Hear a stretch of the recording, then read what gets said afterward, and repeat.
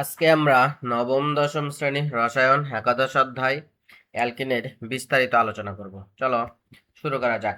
Alkyne কি? যেসব অসম্পৃক্ত হাইড্রোকার্বনে অন্তত একটি কার্বন কার্বন দ্বিবন্ধন বিদ্যমান থাকে তাকে অ্যালকিন বলে। অর্থাৎ যে হাইড্রোকার্বনে কার্বন কার্বন কি থাকা লাগবে, কমপক্ষে একটা দ্বিবন্ধন থাকবে, তাকে আমরা কি বলবো? অ্যালকিন বলবো। অ্যালকিনের সাধারণ সংকেত হচ্ছে CnH2n। এখানে n এর মান কি? 2, 3, 4 অসংখ্য হতে পারে।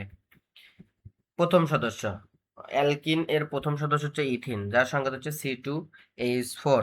মনে রাখতে হবে N1 হলে কোনো অ্যালকিন গঠন সম্ভব নয়, কারণ দ্বিবন্ধন তৈরি হতে ন্যূনতম 2টি কার্বন পরমাণুর প্রয়োজন হয়। নামকরণ: অ্যালকেনের নামের শেষে ANE বাদ দিয়ে EN বা ENE যোগ করে এদের নামকরণ করা হয়। যেমন ইথেন থেকে আমরা কি পাবো? Ethene, C2H4। প্রোপেন থেকে প্রোপিন পাবো C3H6। বিউটেন থেকে বিউটিন পাবো C4H8। এরপরে দেখো অ্যালকিন এর প্রস্তুতি। নবম দশম শ্রেণীর সিলেবাস অনুযায়ী অ্যালকিন প্রধানত দুইটি গুরুত্বপূর্ণ উপায়ে প্রস্তুত করা যায়। এক হচ্ছে ইথানল থেকে, বা তাকে আমরা বলতেছি ডিহাইড্রেশন বা পানি শূন্যকরণ। অতিরিক্ত গাঢ় সালফিউরিক অ্যাসিড H2SO4 সাথে ইথানলকে মিশিয়ে উত্তপ্ত করলে ইথানল থেকে এক অণু পানি অপসারিত হয়ে ইথিন গ্যাস উৎপন্ন হয়। এই বিক্রিয়ায় সালফিউরিক অ্যাসিড নিরোধক হিসেবে কাজ করে থাকে। যেমন ethanol CH3 bond CH2 bond OH plus গাঢ় সালফিউরিক অ্যাসিড H2SO4 যদি আমরা উত্তপ্ত করি তাহলে ethene CH2 double bond CH2 plus কি H2O পানি উৎপন্ন হবে। এরপরে হচ্ছে অ্যালকাইল হ্যালাইড থেকে ইথাইল ক্লোরাইডের সাথে সোডিয়াম হাইড্রক্সাইডের অ্যালকোহলীয় দ্রবণ যোগ করে উত্তপ্ত করলে ইথিন গ্যাস অর্থাৎ সোডিয়াম ক্লোরাইড লবণ ও পানি উৎপন্ন হয়। যেমন ethyl chloride CH3 bond CH2 bond Cl plus sodium chloride অ্যালকোহলীয় দ্রবণের সহ যদি আমরা কি দিই? তাপ দিই, তাহলে ethene CH2 double bond CH2 ethene plus sodium chloride এবং পানি কি করে উৎপন্ন হয়। অ্যালকিনের রাসায়নিক ধর্ম: অ্যালকিনে কার্বন কার্বন দ্বিবন্ধন থাকার কারণে এরা রাসায়নিকভাবে অত্যন্ত সক্রিয় হয়।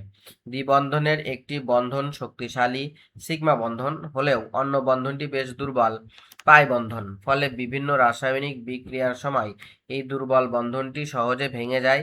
এই কারণে অ্যালকিন সমূহ প্রধানত দ্রুত বা সংযোজন বিক্রিয়া প্রদর্শন করে।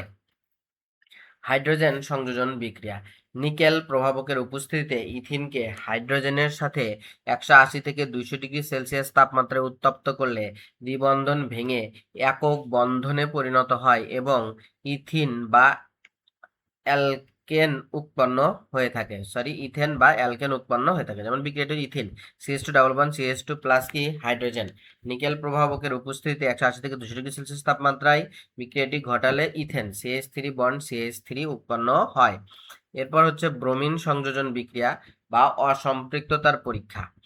ইথিনের মধ্যে দিয়ে লাল বর্ণের ব্রোমিন দ্রবণ চালনা করলে ইথিন ব্রোমিনের সাথে সংযোজন বিক্রিয়া ঘটায় 1,2 ডাইব্রোমো ইথেন তৈরি করে। এই বিক্রিয়ার ফলে ব্রোমিনের আদি লাল বর্ণ দূর হয়ে দ্রবণটি বর্ণহীন হয়ে যায়। এই বিক্রিয়াটি যে কোনো হাইড্রোকার্বনের অসম্পৃক্ততা অর্থাৎ দ্বিবন্ধন বা ত্রিবন্ধনের উপস্থিতি প্রমাণের জন্য ব্যবহৃত হয়। যেমন ethene CH2 double bond CH2 ব্রোমিনের লাল বর্ণ, এখানে যদি বিক্রিয়া করে তাহলে CH2 bromine bond CH2 bromine উৎপন্ন করে, যা হচ্ছে কি ডাইব্রোমো ইথেন, যা কি বর্ণহীন।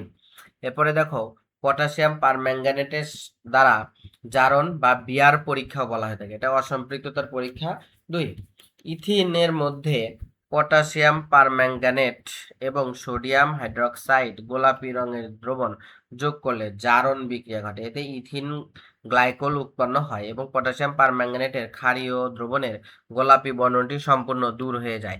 ব্রোমিন পরীক্ষার মতো এটিও অসম্পৃক্ততা শনাক্তকরণের একটি অন্যতম পরীক্ষা। যেমন ethene CH2 double bond CH2 plus H2 পানি, জাইমন অক্সিজেন, পটাশিয়াম পারম্যাঙ্গানেট এবং সোডিয়াম হাইড্রক্সাইডের উপস্থিতিতে কি উৎপন্ন হয়? Ethene glycol CH2OH bond CH2OH।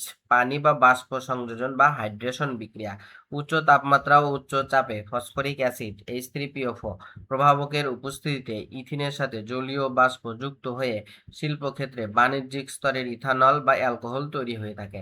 যেমন CH2 double bond CH2 plus H2 বাষ্প ফসফরিক অ্যাসিডের উপস্থিতিতে উচ্চ চাপ ও তাপে কি উৎপন্ন হয়? Ethanol, CH3 bond CH2 bond কি?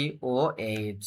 অ্যালকিনের পলিমারকরণ বিক্রিয়া। সামান্য অক্সিজেনের উপস্থিতিতে 1000 বায়ুমণ্ডলীয় চাপে এবং 200 ডিগ্রি সেলসিয়াস তাপমাত্রায় অসংখ্য ইথিন অণু পরস্পরের সাথে যুক্ত হয়ে পলিথিন নামক শক্ত নমনীয় প্লাস্টিক উৎপন্ন করে। এই বিক্রিয়াকে পলিমারকরণ বলে। এখানে একক অণু ইথিন হলো মনোমার এবং উৎপন্ন পলিথিন হলো পলিমার। যেমন এন অণু ethene CH2 double bond CH2, এটা 200 ডিগ্রি সেলসিয়াস তাপমাত্রা 1000 এটিএম চাপ এবং সামান্য অক্সিজেনের উপস্থিতিতে বিক্রিয়া করে উৎপন্ন করে বন্ড CH2 বন্ড এন অণু উৎপন্ন করে, যেটা কি? পলিথিন। আমরা ইথিন থেকে কি পেলাম? পলিথিন পেলাম।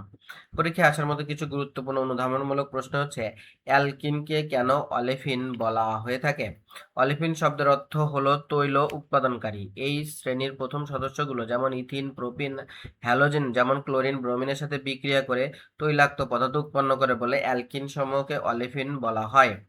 ইথিন বা ইথিনের মধ্যে রাসায়নিকভাবে কিভাবে পার্থক্য করবে? ব্রোমিন দ্রবণ পরীক্ষা অথবা বিয়ার পরীক্ষার মাধ্যমে এদের পার্থক্য করা যায়। ইথিন অসম্পৃক্ত হওয়ায় ব্রোমিনের লাল বর্ণ বা পটাশিয়াম পারম্যাঙ্গানেটের গোলাপি বর্ণকে বর্ণহীন করে ফেলে, কিন্তু ইথেন সম্পৃক্ত হাইড্রোকার্বন অ্যালকেন হওয়ায় এই পরীক্ষাগুলোতে কোনো সাড়া দেয় না, অর্থাৎ কোনো রঙের সৃষ্টি করে না বা রঙের কোনো পরিবর্তন ঘটে না।